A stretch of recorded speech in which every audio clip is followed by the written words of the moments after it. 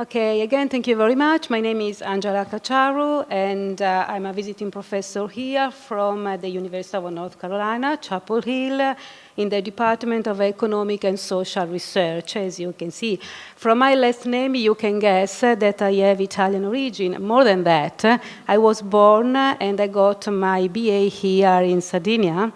And then I got my master in Portugal and my PhD in the US.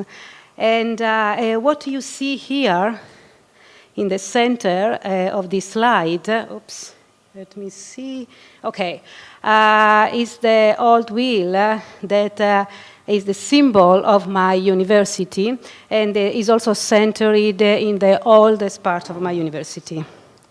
Okay, before giving few information, I will try to be brief. I think that we have 10 to 20 minutes, right? Okay, I just wanted to give you some historical background about UNC Chapel Hill. And first of all, it's important to remember that it's the first public university in the United States of America and was established, as you can see in the slide, in 1789. So it's in the US, it's pretty old. But the classes started in 1795. It is very interesting one thing, at least it was for me, when I arrived in the US as a European, a European person, to notice about UNC Chapel Hill that is very much intertwined with three struggles, very important struggles in the US, ovvero the anti-slavery struggle, and then the struggle against the problematic merging of African American into white society, and then the struggle for women so that women could have the same opportunity as men in education. So this is why I highlight here that, first of all, one thing, the role of slaves in building UNC Chapel Hill. UNC Chapel Hill was built by many people in slavery. And this one interesting thing is that in 2005, there was a very important act, public act, in which it was practically the provost and the dean of the university asked, practically said, excuse me, to the black people that be enslaved, that build the UNC Chapel Hill. I'm trying to put it in very simple words. And then, as you can see here, only in 1877, which is pretty good, actually, the first female students enrolled in UNC Chapel Hill, but only in 1913, the first women started enrolling in med school, and the first female professor had to wait until 1927. And only in 1951, the first black student was admitted in Chapel Hill. So this tells you a lot about this issue. Now, let's go to UNC Chapel Hill today. Just few general information. The campus extends over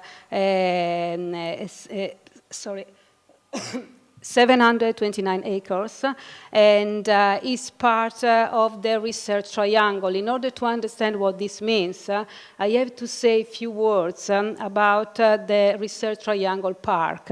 The Research Triangle Park is one of the biggest, the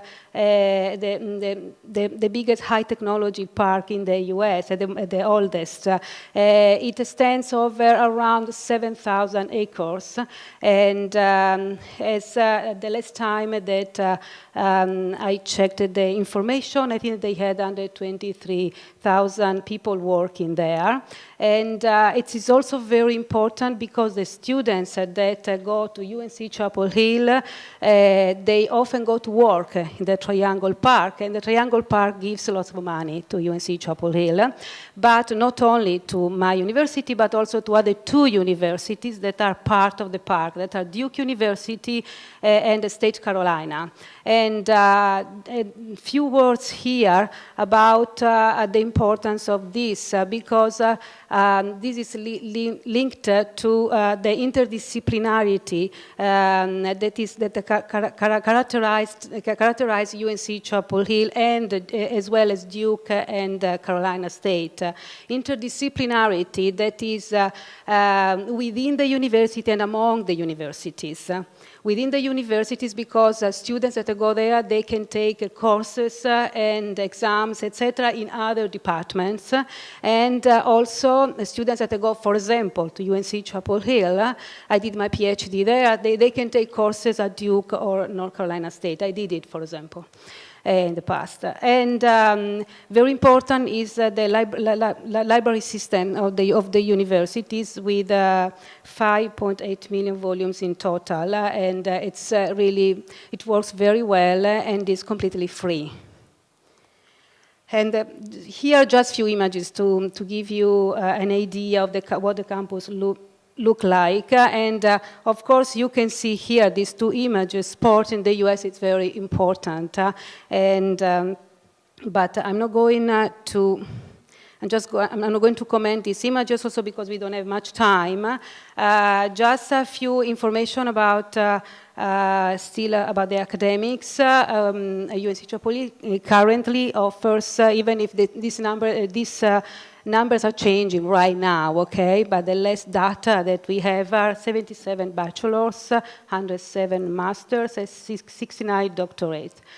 And also offers very important 300 study abroad program in 70 countries. For example, many of my students ask me for reference letters for going abroad. All of them managed to go abroad, and it's considered a very important experience in a student's life.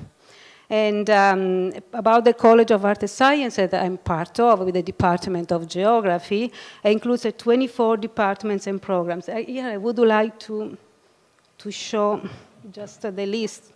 Okay, just to give you an idea, these are the different, let me see, oh yes, the different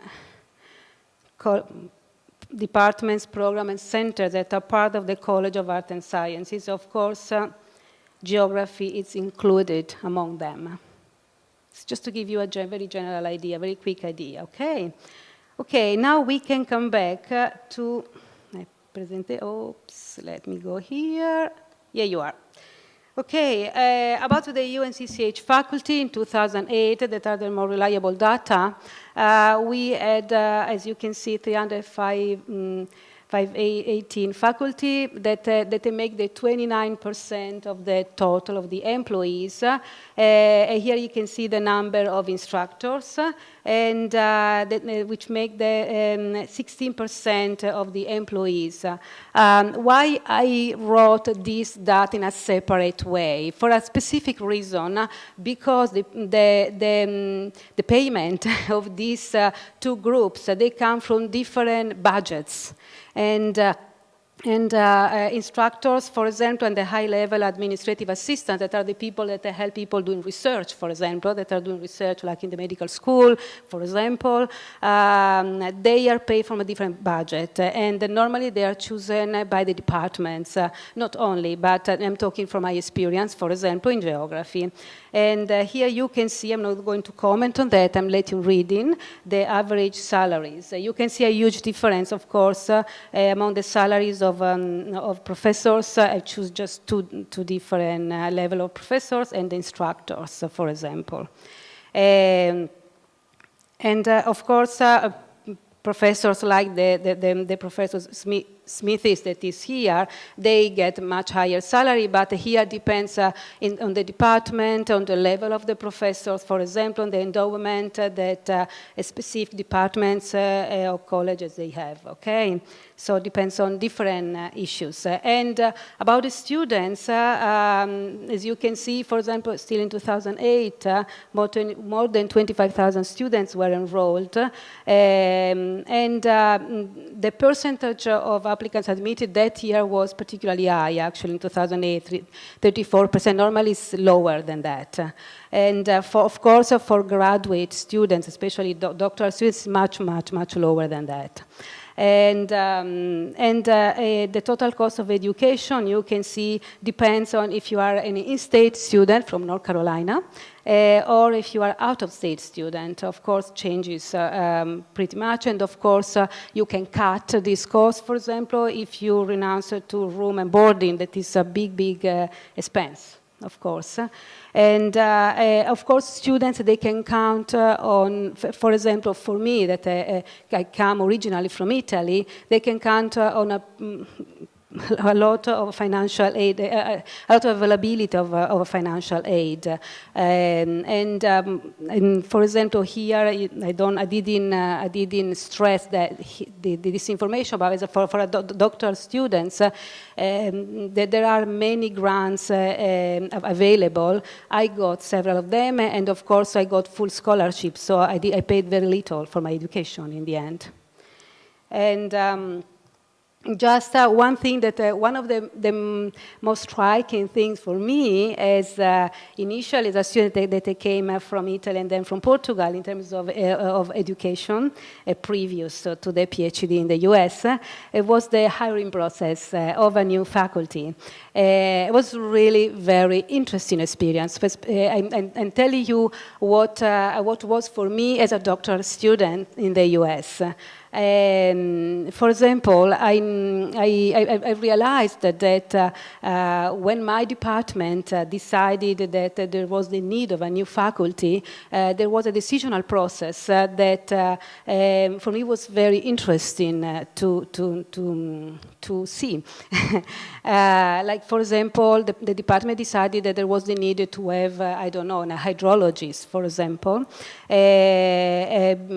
because the hydrologist went to work, the only hydrologist was there, for example, went to work somewhere else. And then I'm inventing this, of course, because there were specific cases that were different. And so what happened, that first of all, they saw how much money there was available, how many endowment there were, and of course, this prior to that, again, the need for a new faculty. And of course, and then there is a hiring process. The position has to be advertised. Like, for example, the positions in geography are advertised in the Association of American Geographers journal and web link and other places. So it had to be fully advertised. The people apply, following specific rules and regulations. And then the faculty receives you, first of all, receives all the applications. It chooses which one they want to interview. And then the people that they want to interview are interviewed by the faculty, of course, following a specific pattern. And then also they have several meetings with the doctoral students. I remember when I was a doctoral student, we had several meetings with the candidates, and then we had a vote for them. We had, like, for example, and then we divided in groups. One brought the candidate, for example, to breakfast, another, and then all together we had meetings which we answered. There was answer question. That sometimes is very stressful for the professor, for the person that wants to find a job, very, very stressful. And then we vote. And the vote is brought to the professors, and the final decision is made. So I just wanted to tell you that because for me it was very, very interesting, very different from how the things work here, I imagine. And I think I would leave here, and I would be very happy to answer your questions. I don't know if it's in the very end. And I thank you very much for your attention.